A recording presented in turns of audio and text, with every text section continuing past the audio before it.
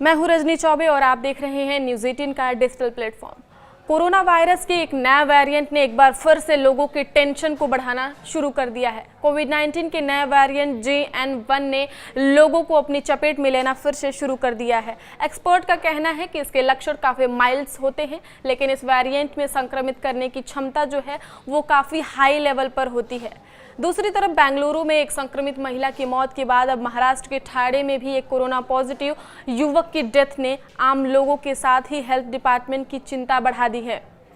Delhi NCR से लेकर उत्तराखंड, केरल, कर्नाटक जैसे राज्यों में कोरोना के नए मामले लगातार सामने आ रहे हैं। कोरोना वायरस संक्रमण से जुड़ी हम अब तक की 10 बड़े अपडेट के बारे में आपको बताएंगे, तो जिसमें से सबसे बड़ा अपडेट है कर्नाटक स्वास्थ्य विभाग ने एक आधिकारिक बयान में कहा कि बेंगलुरु में हाल ही में कोविड-19 के प्रकोप के बाद शनिवार को शहर में पहली मौत हुई है।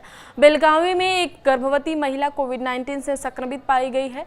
वह पिछले महीने पुणे की यात्रा पर गई थी। धारवाड़ सहित कई जिलों अस्पतालों ने विशेष रूप से कोरोना के मरीजों के लिए 10 बिस्तरों वाला ICU वार्ड खोला है। सर गंगाराम अस्पताल के डॉक्टर्स अविरल माथुर ने कहा, JN.1 वेरिएंट और इसके सब वेरिएंट से जुड़े कोविड-19 मामलों में हालिया उछाल के साथ हमें सावधानी के साथ काम करना चाहिए।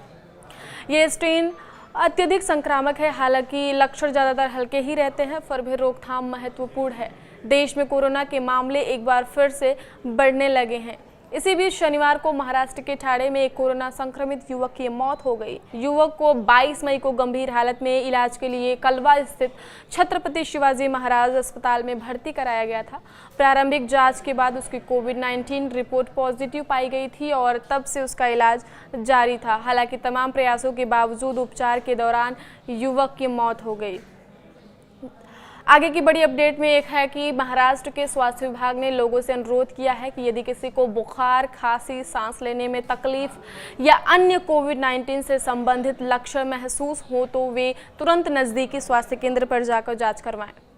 विशेषज्ञों का कहना है कि मौसम बदलने और यात्रा में वृद्धि के कारण मामलों में उछाल की आशंका बनी हुई है। इस बीच स्थिति को देखते हुए कई राज्य अलर्ट पर हैं। कई राज्यों के स्वास्थ्य मंत्रालय की ओर से इस संबंध में एडवाइजरी भी जारी करते हुए एहतियाती कदम उठाने की बात कही गई है। उत्तराखंड के ऋषिकेश में कोविड-19 के 2 मामले सामने आए हैं। एक अधिकारी ने यह जानकारी दी। राज्य के स्वास्थ्य सचिव डॉक्टर R राजेश कुमार ने कहा कि अभी तक डरने की जरूरत नहीं है और दोनों मरीज दूसरे राज्यों से संक्रमित होकर आए हैं। उन्होंने कहा कि स्थिति पर नज़र रखी जा रही है। उन्होंने आगे कहा कि संक्रमित पाए गए मरीजों की जीनोम सीक्वेंसिंग करने के भी निर्देश दिए गए हैं ताकि वायरस के नए स्वरूप का पता लगाया जा सके।